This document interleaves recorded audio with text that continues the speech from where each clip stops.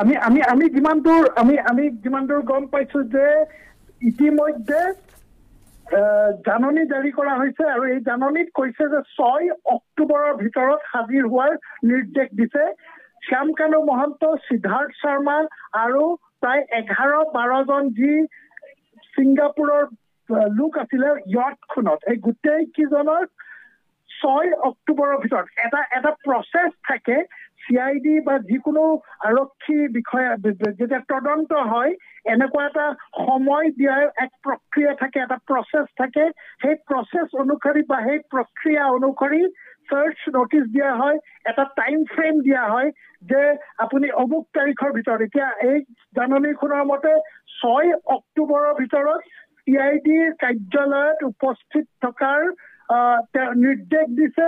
লগতে যিহেতু শ্যাম কানু মহন্ত বিদেশত আছে বুলি ধাৰণা কৰা হৈছে, এই কথাটো কোৱা হৈছে যে যদি কোনোবাই বা বাকী 11 জন ব্যক্তি যি ছিংগাপুৰ বা বিদেশত আছে, মানে এটা ৰাইডাৰ দিছে যে যদি তেওঁলোকে 6 অক্টোবৰৰ ভিতৰত যদি CID কাৰ্যালয়ত নাহে তেতিয়াহ'লে লুক আউট নোটিছ বা লুক আউট চাৰ্কুলাৰ বুলি যাক কোৱা হয়, লুক আউট নোটিছ দিয়া হ'ব। অৰ্থাৎ লুক আউট নোটিছ দিয়াৰ লগে লগে প্ৰতি ইণ্টাৰনেশ্যনেল এয়াৰপৰ্টত তেওঁলোকৰ এগেইনষ্টে নাম থাকিব, যাতে ক'ৰবাত যদি এখন দেশৰ পৰা এখন দেশলৈ পলায়ন কৰিবলগীয়া হয় তেতিয়া ইমিগ্ৰেশ্যনত তেওঁলোকক ধৰিব।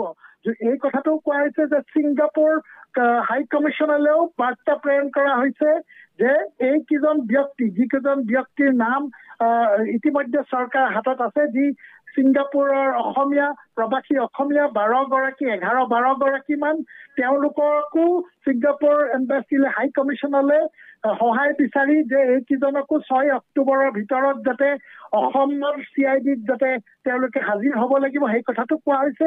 আৰু লগতে যদি শ্যাম কানু মহন্ত যদি কিবা প্ৰকাৰে তেওঁলোকে সংবাদ পায় তাতে তেওঁকো এই বাৰ্তা প্ৰেৰণ কৰি অসমলৈ অহাৰ নিৰ্দেশ জাৰি কৰিছে।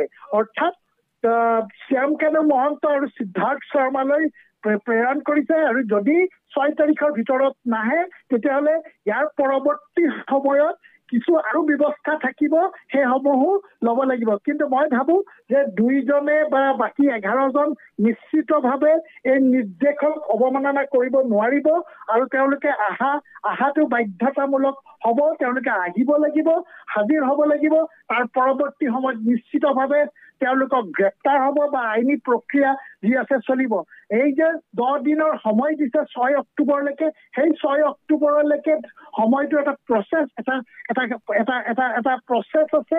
সেই প্ৰক্ৰিয়াৰ মাজেৰে, আইনী প্ৰক্ৰিয়াৰ মাজেৰে এই তদন্তকাৰী দলে আজি এখন নোটিছ জাৰি কৰিছে, এখন জাননী জাৰি কৰিছে যে 6 অক্টোবৰৰ ভিতৰত CID কাৰ্যালয়ত শ্যাম কানু মহন্ত, সিদ্ধাৰ্থ শৰ্মা আৰু যি 11-12 গৰাকী ছিংগাপুৰৰ প্ৰবাসী অসমীয়া যি এই য়টখনত সেই দুৰ্ঘটনাটো সময়ত উপস্থিত আছিলে, সেই আটাইকেইজনকে CID কাৰ্যালয়ত উপস্থিত থকাৰ নিৰ্দেশ জাৰি কৰিছে।